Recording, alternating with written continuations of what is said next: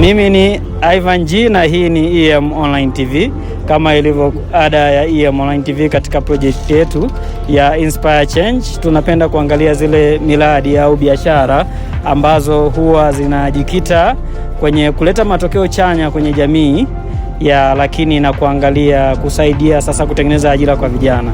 So leo hii tumeweza kukutana na dada mmoja ambaye ni mpambanaji sana, anapambana vya kutosha, ana biashara yake ambayo ninaweza nikasema machoni pa watu inaonekana ni ndogo ndogo, lakini of course inafanya mambo mengi sana. Na kitu kilichonivutia mimi kuja kufanya inspiration story kutoka kwenye hii biashara ni kuona movement zake, sababu of course zina go beyond normal business. So nataka nifahamu what is behind her brain. Thank you. Welcome. So Shu, karibu katika EM Online TV. Kama ilivyoada yetu hapa, sehemu kubwa tunachokifanya ni kushare inspiration story ili vijana wenzetu waweze kujifunza na waweze kujiajiri, wasitegemee kuajiriwa tu. So tunataka tufahamu kwanza Shu ni nani? Okay. Jamani, mambo vipi? Mimi hapa naitwa Shu Juice, napatikana Mafinga, Kenyana Posi, karibu na kituo cha askari. Shu kwanza ni Shu. Alafu yeye ni mpambanaji, alafu pia ni mjasiriamali. Mimi hapa jamani, biashara yangu kubwa nategemea sana juisi ili iweze kunikimu katika mambo yangu yote. Yaani mahitaji yangu yote ambayo mimi yanahitajika kuwa kwangu, yani ndio nategemea biashara yangu hii. So ukiona biashara hii heshimu sana, wala usidharau. Nakubali. Kabla hatujaenda mbali, of course natamani kuna kitu nikijue kabla hatujaenda mbali. Of course natamani pate background au historical background kama utapenda, si ndio? Hata struggle zako kwenye upande wa shule, lakini pia how idea ya kuja na biashara ya juisi ilitokea sehemu gani? Okay. Kwanza mimi hapa si nisemaje jamani, nimesoma darasa kwanza mpaka darasa 7, nilipomaliza nikaenda form 1 mpaka form 4. Elimu yangu ni form 4 tu, tuishie hapo. Mimi hapa kwanza nilikuwa nimeajiriwa cha kwanza. Kwa hiyo nilipokuwa nimeajiriwa, unajua kazi za kuajiriwa nazo kidogo zina changamoto. So nilikuwa nipo mbali kidogo na nyumbani. Nikaona changamoto za hapa na pale, nikarudi nyumbani. Niliporudi nyumbani nikapata akili tu ya kufanya kitu fulani. So nilianza kwa kuuza juisi kwa kutembeza. So kwamba nilikuwa nimeanzia hapa labda, hapana. Mimi nimetembeza juisi nikawa na make 2000, 1000, ngapi mpaka hapa mnaponiona leo. Ndio maana mnanikuta hapa, mnapata juisi nzuri, mnapata juisi tamu. Ni kutokana na ile struggle yangu ya kutembeza juisi. So sikuanza tu. Natamani nijue, of course umeeleza kitu kizuri sana kwamba of course nimependa hiyo historia. Lakini natamani, najua kuna biashara nyingi sana. Nilikuwa natamani kwa nini ilikuwa juisi, au ni nini kilichokufanya kwa kuvutia mpaka ukaja na hii biashara ya juisi? Okay. Kwanza mimi sikuwa na mtaji mkubwa wa kusema niende nikafungue duka la nguo au nifungue spare. Mtaji wangu mimi ulikuwa yani sikuwa na mtaji kabisa. Kwa sababu nilijua kabisa nikianza kuuza juisi nitanunua matunda yangu ya shilingi 5000, nitanunua kidumu cha 1500, nitanunua chujio. Mtaji haukufika hata shilingi 50,000. Ndio kitu ambacho mimi nilikuwa nakiweza. Kwa hiyo mimi nilikuwa sina uwezo wa kusema nipate 1,000,000 au nipate 2,000,000 nikafungue duka la nguo au niende sio nikafungue kitu gani, hapana. Mimi mtaji wangu ulikuwa mdogo, ndio maana nikaanza na kitu kidogo. Lakini mpaka unavoniona hapa nilipofikia, sipo kule tena kwenye 50,000. Labda swali la kaka, unaipenda kazi na biashara unayoifanya? Yaani naipenda mno, yaani mpaka nashindwa kuelezea, naipenda mpaka naipenda tena yani. I think unajua kwa nini nimekuuliza na unaipenda biashara unayoifanya? Most watu wanaofanya vitu ambavyo viko wanavyovipenda au ambao vipo katika passion yao, si ndio? Ndio wanaofanikiwa na kufika mbali. Sababu regardless sometimes umeingiza hela au hujaingiza hela, unakuwa na moyo wa kufanya kile kitu ambacho unafanya nini? Unakifanya. So maybe tuje sasa kwenye parts, ndio? Umeeleza kwanza ulianza na mdogo, si ndio? Tuambie labda mpaka kufikia stage hii ya kuwa na kibanda ambacho unasema Juice Point, ndio? Yes. Of course capital yake na of course how uliweza kulize au kukuza pesa kidogo kidogo mpaka kuja kufungua hii Juice Point. Kwanza ukiwa unaipenda biashara yako, kwanza utaiheshimu. Alafu na ile pesa utaiheshimu. Sio, tunaelewana? Kwa hiyo kulikuwa kuna ulazima mkubwa sana wa mimi kuweka hela kwa, yani unajua hela ya kutafuta kwanza mwenyewe inakuwa ina uchungu zaidi, si unaelewa? Kwa hiyo nilikuwa natumia nguvu nyingi kuwekeza. Kwanza, ukiwa unaipenda biashara yako lazima utaiheshimu, alafu na ile pesa pia utaiheshimu. Kutokana na mimi, yani vile nilivyokuwa natembeza juisi, nilikuwa na hasira sana ya kuitafuta ile hela, ndio maana nikawa naiweka. Kwa hiyo nilikuwa nimetumia nguvu nyingi sana kuweka hela kuliko kuitumia kwenye matumizi mengine ya hovyo. Kwa hiyo nilikuwa najitahidi kwamba kila siku lazima niweke 5,000 au 2,000 ili nipate kitu kama hichi ambacho mnakiona hapa leo, hii juice point. Sijui unaelewa. Kwa hiyo nilikuwa najinyima baadhi ya vitu mimi ili niweze nifanikiwe tu kuwekeza kitu changu hiki. Hichi kitu mnachokiona sio kwamba ni kidogo, ni kikubwa sana kwangu mimi. Sijajua kwa nyinyi mnapokitazama, lakini kwangu mimi ni kikubwa sana na nakiheshimu sana, na kazi yangu naipenda sana na naiheshimu sana. Ndio maana nilikuwa najitahidi sana, hata nikipata 2,000 niiweke ili nije niwekeze kitu kama hiki. So nilitumia nguvu nyingi sana. Sikutumia nguvu ya mtu mwingine yoyote kuwekeza mahali hapa. Ni nguvu zangu mwenyewe yani. Ndio maana naipenda sana kazi yangu. Nimependa sana. Of course unavyoniambia kwamba ulikuwa unawekeza kidogo kidogo mpaka ukaja ukapata hiyo hasira, ndio. I think katika maisha yangu mimi, katika hizi interview unazozifanya au inspiration story unazozitengeneza, wengi wanaokuja na hizi biashara unique ambazo zinasimama leo hii, ndio, ni wale sio wanaotumia hii elimu ambayo waliopata darasani, ndio. Najua kuna watu waliosoma business wamefika mpaka chuo kikuu na masters, ndio, but wapo mtaani wana struggle, wanasubiri wapate dili ndogo ndogo. Wengine ni madalali wakubwa, wafanye imishi labda hivyo, ndio. Lakini kuja na unique kitu kama hiki, I think nime appreciate, na pia of course nimependa kwamba hujapata capital kwa kutoka kwa mtu mwingine, sababu of course wengine wanaweza kuwa na perception kwamba labda shoe mpaka kuja na hii shoe point, ndio, wenda pengine labda kuna mtu yuko behind ambaye aliweka pesa nyingi sana ndio kafungua hivi, lakini niliait kwamba ni struggle zako wewe mwenyewe ambazo zimekufanya mpaka ukafanya nini, ukafikia hapa ulipo. So that is I appreciate. Lakini sasa nilikuwa nataka niende kwenye kitu kingine ambacho of course nimekuwa observe, nimekuwa nikifuatilia status zako sana. Regardless of ya kuwa na hizi issue la kuendesha hii Juice Point, I think ni mtu ambaye unapenda adventure na kuenjoy, kitu ambacho kwa watu wenye biashara ni muhimu sana. Lazima uende sehemu fulani uka explore hizi Juice Point zikoje na nini. Ingawa kwa mwingine mwenye uelewa mdogo anaweza akahisi issue anafanya show off, sijui umeelewa, lakini asijue kwamba ile ni moja ya investment kubwa sana ya create awareness na understand hii business yako ina grow. Adventure zako zinakusaidiaje kwenye swala zima la hii biashara yako? Yani kwanza nashindwa hata kuongelea jamani. Yeah, just the way unavyoiva hivyo anaongelea, it's not like sababu hatutungi kitu. Mimi hapa ndio maana nikasema yani shoe ni shoe na atabaki kuwa shoe. Mimi hapa pesa zangu mimi nazitumia mimi kama mimi, nasitegemei mtu yoyote. Starehe zangu mimi zote ninazokula, sio bata nimeenda kula wapi, sio nini na nini, ni nguvu zangu mimi. Jamani, maisha ni mafupi sana. So ukipata nafasi ya kuitumia hiyo kitu, unatakiwa uitumie.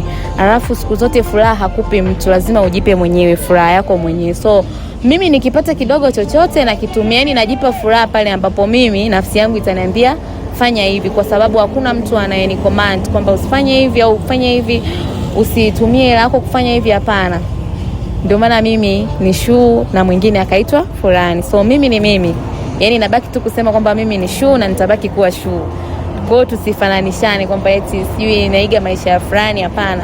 Starehe zangu mimi ni za kwangu na za mwingine ni za mwingine. Kwa hiyo mimi napenda sana, yani of course napenda sana picnic hizi, napenda sana kula bata, napenda kuenjoy. Sijafikia kile kiwango cha kula zile bata kubwa, lakini nikifikia nitakula sana.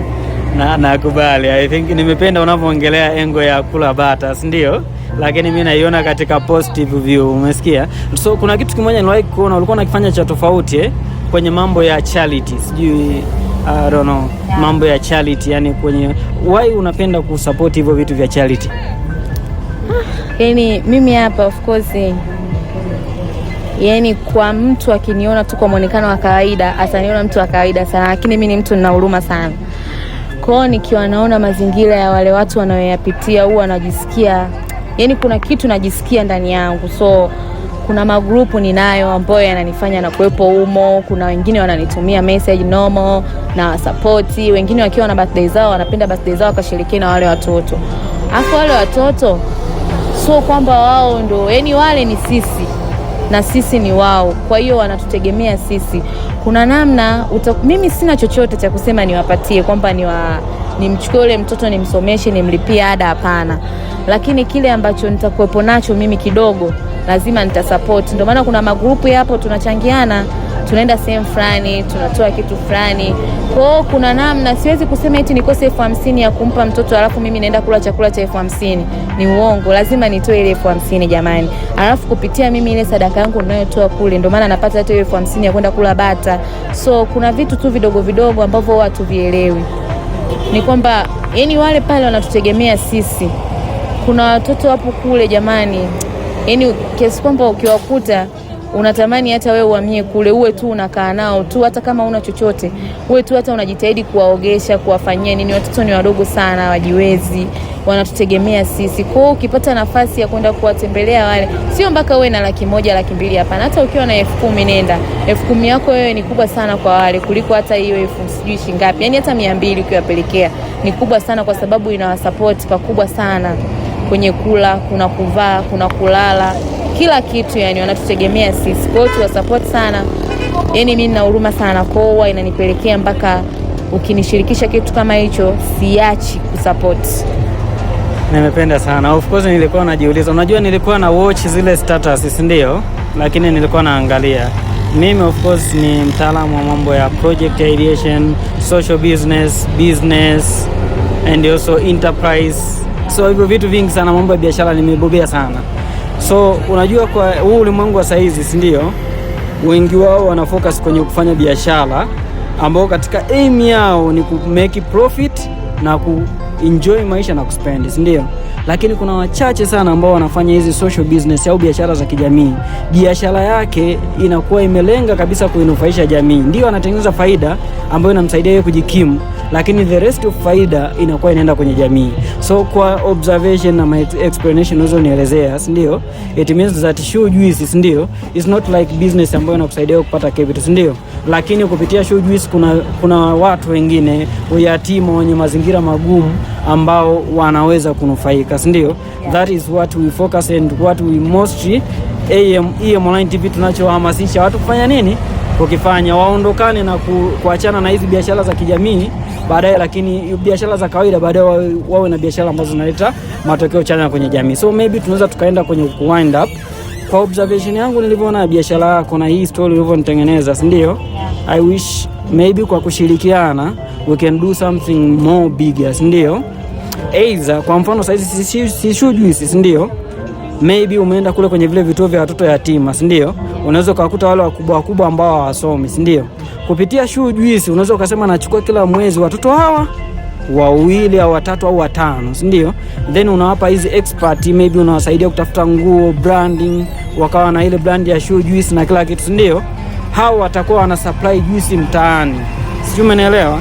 At the end of the day Shoe Juice inakuwa inashirikiana na hizi watu daycare au vituo vya watoto yatima katika ku make sure kwamba inawasaidia kuinua. Naamini wale watoto utakuwa umewajengea mindset ya business ya kuelewa, si ndio?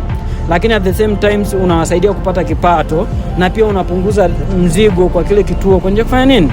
Kulewa. So I think we can do something. Katika EM Online TV tuna project inaitwa Street Hustler, ambao tunawatafuta wale watoto wadogo ambao wanaofanya biashara au wenye idea za biashara, tunawasaidia kuwakuza. So tunaamini kupitia Shoe Juice, si ndio?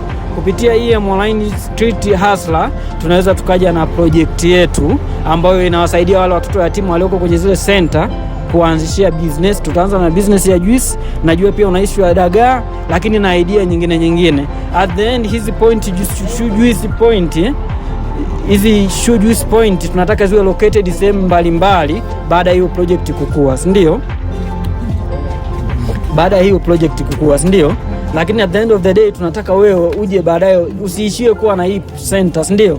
Baadaye pia uwe una vitu vingine extra. Kwa mfano ulianza na kuuza juisi, then baadaye unakuja kuwa labda baadaye na kituo kabisa au center kubwa ambao una train, ambao mnafanya production ya juice, mnafanya training ya kufanya juice, mnafanya research za I don't know, na engo nyingine. I think umenielewa wazo langu. Yeah. So I think tutaenda na hiyo engo. Maybe tutaenda kwenye part ya almost ya mwisho.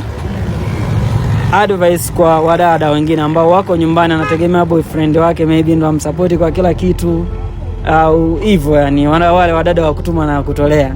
So ushauri unaoweza ukawapa labda kama wewe mdada mpambanaji ambaye huhitaji ya kutolea? Jamani, kuna vitu vingi vya kufanya, alafu kuna fursa nyingi za kufanya. Wasiwaze tu kuajiriwa, pia kujiajiri inawezekana. So kuna vitu sasa hivi vimetokea vingi sana, alafu siku hizi kuna utandawazi. Ingia hata ChatGPT waulize, je, na mtaji wa shilingi kadhaa nataka kufanya kitu fulani, wanakupa tu idea pale kwamba unatakiwa ufanye kitu fulani. Wadada siku hizi tu tumejibweteka. Kuna vitu vinaitwa vigenge shop. Mtu anatengeneza kigenge chake, ametumia shilingi 50,000, ameanza na kamtaji kagenge shop, kamekuwa kazuri. Kuna sehemu wengine wameweka fruits point.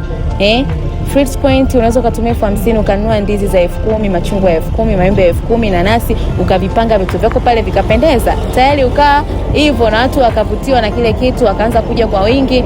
Yaani wakapendezewa na kile kitu chako na mtaji ndio unavyozidi kuongezeka. Sijui unaelewa.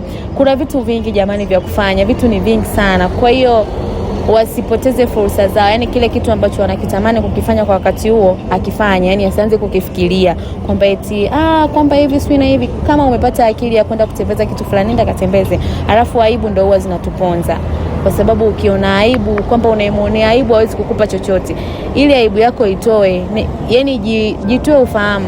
Nenda katembeze, kwa sababu ukitembeza utaenda utapata 10,000, utapata 20,000, hakuna aliyekupatia na hakuna atakaye kusumbua. Hela za kuomba ni ngumu sana, afu hela za kuomba zinasumbua sana. So tumieni fursa zenu, tumieni akili zenu, tumieni fikra zenu kufanya vile vitu ambavyo vinawatuma mvifanye kwa wakati huo. I think kina dada mmeweza kusikia ushauri wa mwanamke shupavu ambaye haombi na ya kutolea. So I think mmeweza mkachukua ushauri. Maybe hii inaweza ikawa last party katika EM Online TV. Hatuna mtu yote anayetufadhili, ndio?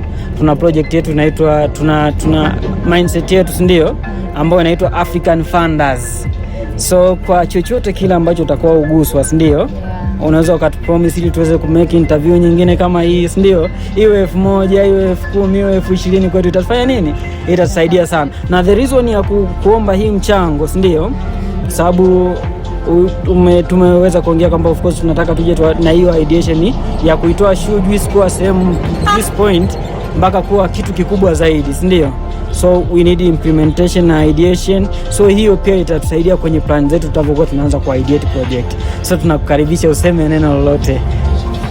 Siwezi kuiongelea, lakini na promise nitatoa chochote ambacho mimi nitabarikiwa nacho. Siwezi kutoa hivi watu ni mengi. Sawa, nakubali, naelewa. So as EM Online TV is normal as usual, I think today we have a very nice and amazing conversation.